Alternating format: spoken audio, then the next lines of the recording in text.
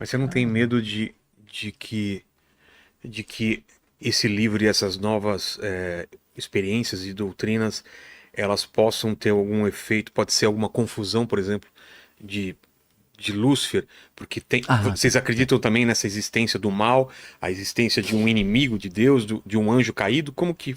Olha, que legal isso que você tá falando. Porque assim, Porque pode ser é, alguma coisa se passando por outra, sabe? agora olha que legal. No judaísmo, e eu gosto de dizer isso pelo seguinte, porque nós cristãos nos apropriamos dos livros judaicos, Certo. que a gente chama de Velho Testamento. Mas os guardiões desses livros são os judeus. Não existe essa ideia de diabo no judaísmo. Não? Não. Satanás, em hebraico, é o adversário. Então, a compreensão judaica é de que você se torna um adversário da lei divina. Tá. Quando você não... Você se torna. Porque, Vilela, eu vou citar um exemplo aqui.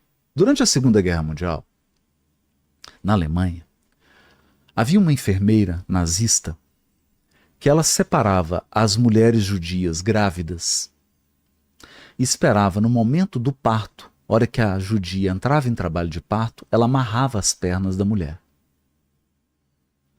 Eu te pergunto, precisa de um demônio? Não. Precisa de um diabo? Não precisa, rapaz. Você chega aqui e vê um cara tirando uma arma aqui, o cara põe uma arma na sua cabeça, atira na sua cabeça por causa de uma porcaria de um relógio. Precisa de diabo? O diabo somos nós. Quando a gente se desconecta de Deus, quando você se desconecta de Deus, você se torna um diabo. Que o diabolos, é a palavra grega, é o adversário. Entendi. Porque o que é Tá Deus? contra... Deus é luz, Deus é bondade, Deus é cooperação, Deus é fraternidade, é ajuda mútua, é compreensão, é perdão. Toda vez que você se afasta disso, você se transforma num adversário. Você se transforma num opositor. Um opositor da ordem divina. Só que nós criamos uma figura mítica. Eu entendo perfeitamente isso. Porque a mente humana é simbólica. Veja, a mitologia grega, os mitos. Por isso que tem Star Wars, que eu sou apaixonado, Marvel, Jornada nas Estrelas. A gente precisa dos mitos. Então, para mim, a figura do diabo, do Lúcifer, é uma metáfora do que nós podemos nos tornar quando nos afastamos da nossa origem, velho. Da nossa origem. Veja, eu sou juiz há 20 anos. 20 anos. E fui juiz criminal por 8 anos. E assim, não dá pra pôr a culpa no diabo, velho. Às vezes eu tava interrogando um cara, 17 homicídios. 17. Aí começou a conversar, eu falei assim, poxa, mas 17 homicídios? Ele falou assim, ah, doutor, eu gosto de matar.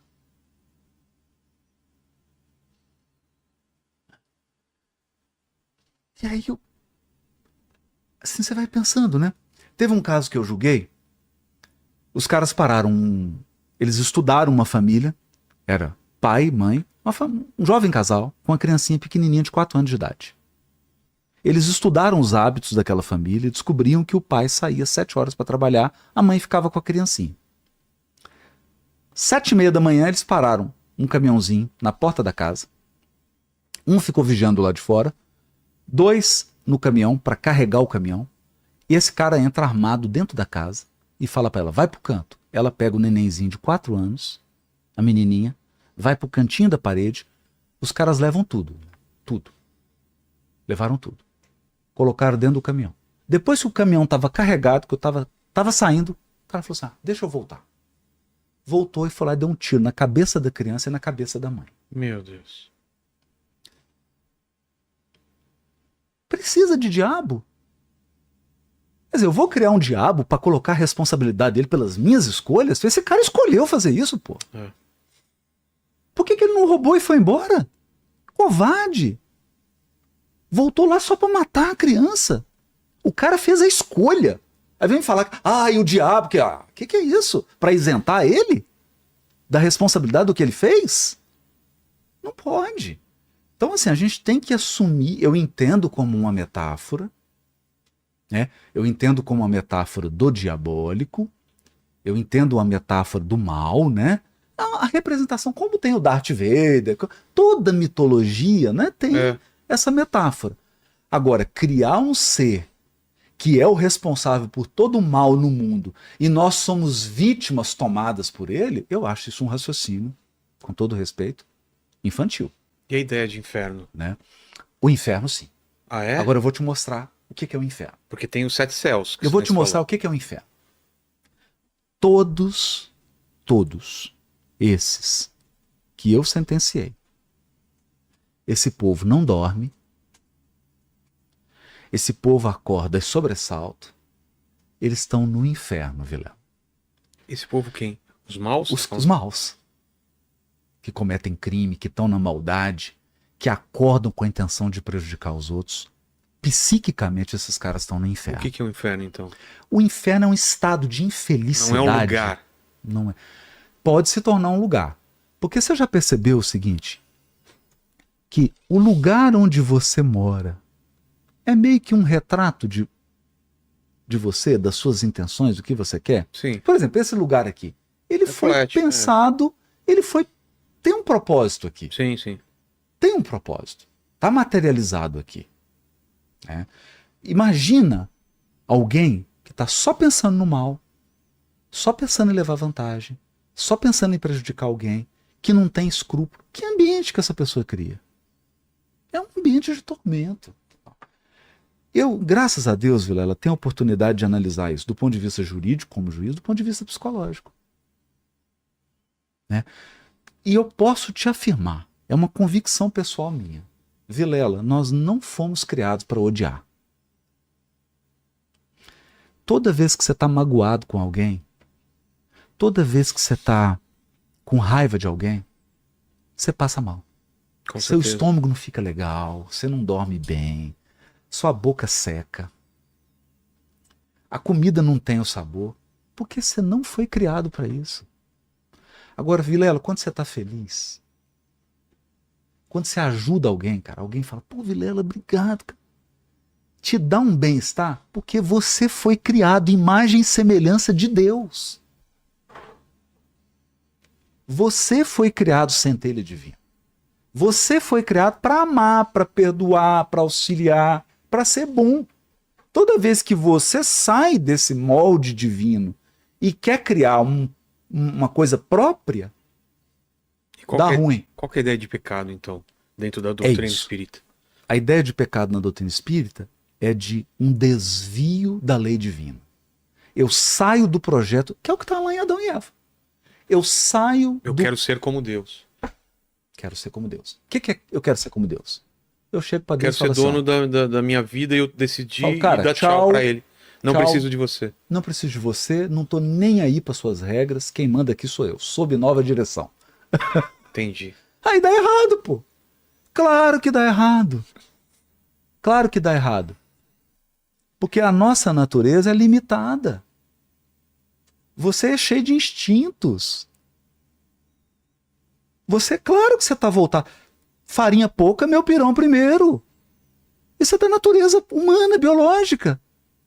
Se você não tiver um ponto de conexão com o divino, você não consegue sobrepujar essa fragilidade humana. A natureza humana é frágil. Jesus fala isso.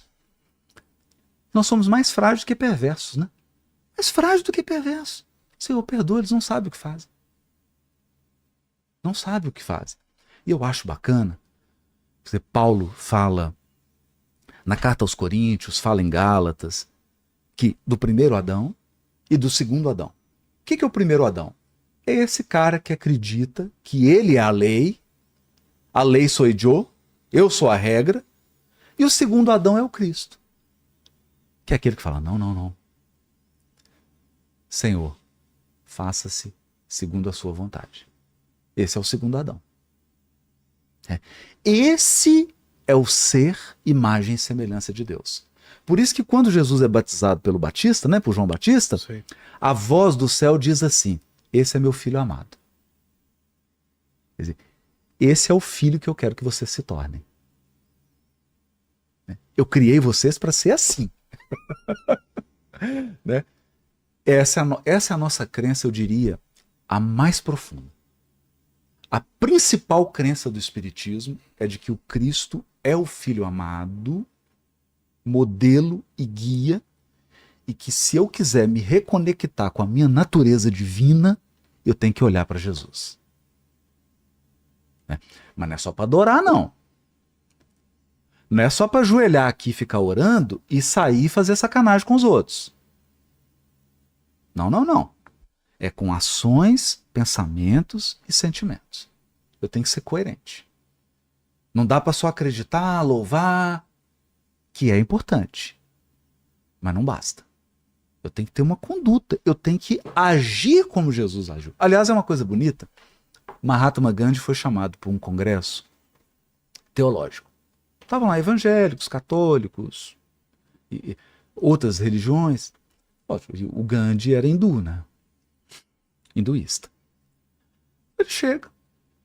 E aí, uma pessoa fez uma pergunta para ele num tom provocativo.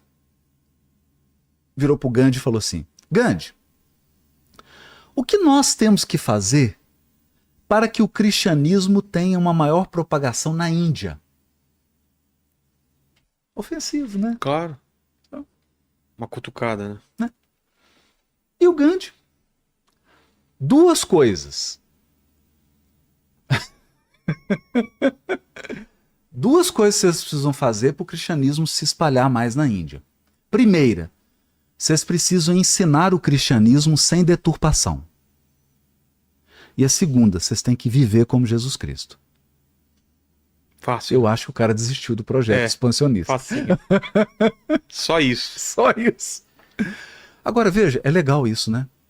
E esse mesmo Mahatma Gandhi escreveu o seguinte: se todos os livros da humanidade se perdessem e sobrasse apenas o Sermão da Montanha, nada teria se perdido. Olha só.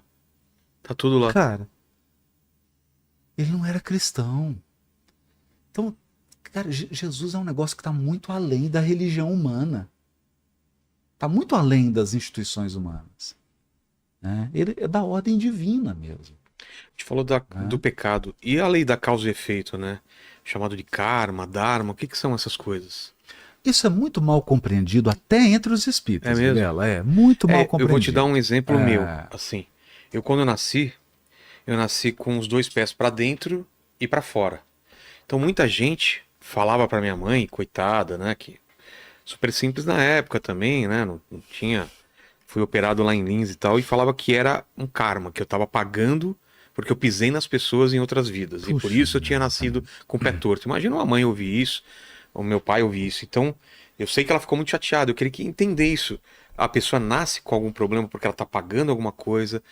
Como funciona essa ideia de causa e efeito? Então vamos lá nesse ponto. Esse tipo de conceito que é muito simplório. Tá. E que, infelizmente, como em todo movimento religioso, você tem algo mais elaborado e tem algo mais confusão. Não é assim. Não é assim. Não é tão simples assim. Eu vou trazer uma imagem aqui que eu vou tentar colocar isso de uma maneira mais clara. Você é imortal. Tá. E você tem uma argila. Tá? Você tem que moldar. Você está moldando. Fazendo uma escultura. Igual vocês me deram ali. O azulejo falou, desenha um negócio ali. Tá. Cara, se eu pudesse fazer de novo, eu ia cada vez mais aperfeiçoando. Né? Porque eu desenho mal pra caramba. Então você recebeu uma argila. E aí, Vilela, nessa sua existência, você vai moldando coisas. Você molda um relacionamento afetivo, você cria uma relação com dinheiro, você trata o seu corpo de uma maneira boa ou ruim, alimentando muito ou pouco, bebendo muito ou pouco. É uma argila. Você moldou. Na hora que o jogo cessa, terminou a existência. Não a vida, a existência. A existência. Aí você olha pra argila. Vê que parte parou. Aí o cara fala assim: e aí, Vilela? O que você conseguiu, que você conseguiu fazer? Tu tá satisfeito? Você olha e fala assim: rapaz do céu. Tá ruim. Ô, Vilela, você vai receber essa argila aí. que você quer? O que você gostaria de modificar aí? O que você gostaria de modificar? Rapaz, eu assim, eu acho que, cara, eu não fui legal nos relacionamentos afetivos, pô, eu não lidei bem com grana, é, eu tenho uns negócios aqui que não ficou legal. Eu tenho que corrigir isso. Beleza. Mas, Vilela, nós vamos te dar toda a condição para você refazer a argila. Mas é essa argila, tá? Material mesmo. É essa. É essa aí. Mas fica tranquilo. Nós vamos te colocar uma mãe, cara, fantástica. Você vai ter uns amigos. Você vai ter um pessoal que vai ter um papel na sua vida, Vilela. Que vai te ajudar pra caramba. Porque a gente quer que tu faça o melhor, cara. Você vai receber essa argila aí. Percebeu, Vilela? É. Né? Então, porque Deus não tem... Você não deve nada pra Deus. Até porque se Deus fosse cobrar tudo que Ele te deu, você não tem como pagar. Porque a dádiva divina é infinita, Vilela. É infinita. Você vai pagar a Deus como, cara? Vai pagar como? Com o quê? Você vai pagar a Deus em que moeda? Né? Então a lei, isso é legal. E eu vou te dar um exemplo aqui. Pensa no seu pet. Como é que ele aprende? Ação e consequência. É. Ação e consequência. Você colocou aqui a vasilha com água. Ele vai lá, tem água. Ele volta, tem água. Se ele voltar pela terceira vez e não tiver água, ele vai dar uma estranhada. Cara, mais 3 vezes, ele não vai mais lá, porque ele sabe que não tem água. Então, a consequência te educa. Então, a nossa visão de causa e efeito é: tu nasceu? Vilela, toma tua argila, tá aqui. Isso é o que você moldou até agora. Mas, escuta, fica tranquilo. Cara, mas eu fiz caca demais. Nossa, minha argila tá horrorosa. É, Vilela. Tu vai ter mais trabalho aí para poder corrigir isso, amigo. Mas nós vamos te ajudar. Nós vamos te ajudar. Você vai ter apoio. Você vai ter ajuda. Então eu vou te dar um exemplo. Você vê uma criança que nasce com paralisia. É uma argila. Vai receber uma argila. Eu não quero nem saber o que aconteceu. Mas veja. Tem uma mãe, um pai, uma tia, uma avó super amoroso. Pessoas amorosas que estão ali. Aí essa pessoa tem uma professora, um professor. Aí tem uma família. Você fala assim, gente do céu, caramba, que suporte que essa pessoa tem. Né? Por quê? Porque é a ajuda que ele precisa para refazer essa argila. E nesse refazer a argila, a pessoa ganha experiência, sabedoria e amor. Sabedoria e amor. Então, Vilela, isso tá no Livro dos Espíritos, isso está lá, na essência da doutrina espírita. Não esse negócio de pagar. Isso é Então, interpretação equivocada. Mas essa criança que nasceu com paralisia, ela tá pagando porque Não. não tem a ver com Não o que tem ela nada fez. com Não, pagar. não tem a ver com o que ela fez no passado. Tem a ver com como ela viveu. Tem. Como ela trouxe. Como Vamos é dar que um ela exemplo lidou com o corpo. bem drástico. Hitler. Isso. A pior pessoa do mundo. Cara, a gente sabe o que ele fez. Ele teria condição de voltar e aprender, ou ele vai sofrer o que Não, ele funciona? vai voltar e vai aprender. Quantas vezes forem necessárias, e aí ele tem que fazer 2 coisas. Duas E coisas. se ele não quiser? Ele tem a opção de não querer? Não tem opção. Não existe. Cara, não tem opção de não evoluir. Não Essa tem? opção não tem. No game de Deus não tem essa Tá. opção. Tu vai... Quer ver? Tá. Olha o que Jesus disse. Nenhuma das ovelhas que o Pai me confiou se perderá. Tá lá, tá dito ele. Nenhuma das ovelhas que o Pai me confiou Mas se e perderá. onde entra o livre-arbítrio, então? Se a pessoa quiser ser mal. Ela vai, mas aí tem uma exaustão. Isso é uma coisa curiosa, que aí é uma coisa psicológica. Você vai insistindo num processo, numa conduta, até que você entra na exaustão. Começa a dar um tédio. é muito interessante isso, Vilela, que a gente vê assim em criminosos, em pessoas que chega um ponto de exaustão que a pessoa dá um clique. Ela muda. Isso é incrível. Essa é uma das coisas mais incríveis que existe. Né? Porque o ser humano ele tem uma capacidade de renovação. Ele tem uma capacidade. E a gente acredita nisso. O que o evangélico e o católico chama isso? Chama da conversão. Só que a conversão foi banalizada. Conversão porque hoje o sujeito entra na igreja, eu converti da boca para fora. O velho eu não é e se transformar numa nova pessoa, um vaso novo. E falar, olha, eu me arrependi, eu vou me transformar numa nova pessoa, agora, tem uma coisa da lei divina. Você precisa consertar aquilo que você bagunçou. Como? Voltando numa situação e tendo como missão aquele trabalho. Vamos dar um exemplo então, por exemplo, do Vilela. Não, do Hitler. Não, vou dar o do Hitler. Hitler, cara, vai ter que vir como líder. Mas eu vou encontrar ele no céu, por exemplo? Não. No final não, ele tá hoje. No final. No final daqui milênios ele vai estar. É mesmo? Iluminado, vai estar resgatado, porque ele terá vindo com um papel social, coletivo, e tudo que ele fez ele vai ter que reparar. Ah, tá. Esse é o ponto. E é muita coisa, então. É muita coisa. É muita coisa. Daí a argila. Né? Por isso que a gente não tem essa visão boba de que eu tenho muitas existências, então dou muito tempo, cara. Não é assim. Essa Sabe ideia de eu resolvo na próxima vida. Não é? Não resolve. Por quê? Porque às vezes você pode criar um problema que demora 3, 4 vidas para você resolver. Por exemplo, eu prejudiquei tanto Vilela que para ele me perdoar pode demorar 400 anos. Caramba. Eu vou ter que reconquistar. Eu vou ter que reparar o mal que eu... Reparar. Porque o universo é simples. O universo... E aí que eu acho uma visão legal de pecado. Pecado não é culpa. Quem é o culpado? Porque eu falo assim, se você chega aqui e a balinha não tá aqui. Você fala, a bala não tá aqui. Quem que é o culpado? Tuti. O Tuti. O Tuti é o culpado. Sempre. Sempre. Tá. Quem vai pôr a bala aqui? Eu. Então, culpado não adianta. Nós sempre perguntar quem que é o responsável, porque o responsável é o cara que vai resolver. E na lei divina, o responsável é quem bagunçou. Se você atrapalhou, você é o responsável por corrigir. Se você prejudicou, você é o responsável por reparar. Simples assim. Porque você está achando que você vai fazer a caca e alguém vai limpar? Não. Você mesmo. É você.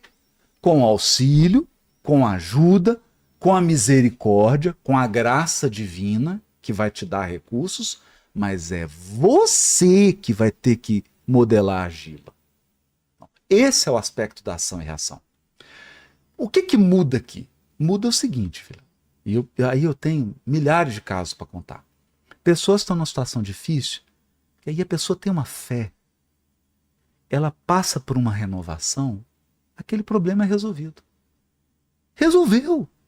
De fato, resolveu. De fato, resolveu. Então, isso está lá na obra de Kardec, que ele perguntou isso para os espíritos, e os espíritos citaram para ele, sabe qual a passagem? Uma passagem da carta de Pedro, que Pedro diz assim, o amor cobre a multidão de pecados. Vilela, se você tem fé, se você quer fazer o bem, esse teu esforço sai saneando, purificando tudo na sua vida. Tudo. É impressionante. Né? Começa a surgir oportunidades. Por quê? Porque Deus está monitorando. Ele está vendo a sua intenção.